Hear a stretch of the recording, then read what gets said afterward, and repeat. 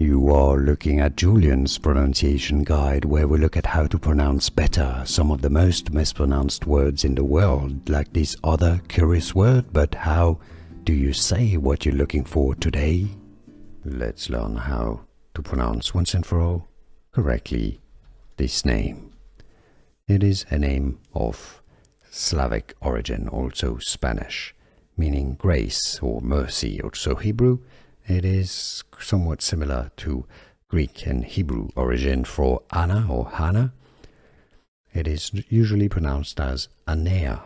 Anea, that would be the Spanish pronunciation, also Hebrew, Anea.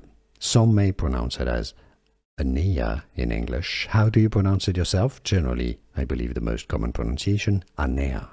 Do you pronounce it Anea?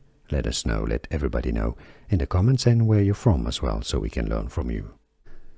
Here are more videos on how to pronounce more confusing words and names too many mispronounced. Like this video if you found it useful. I appreciate your support. I'll see you soon, and thanks for watching.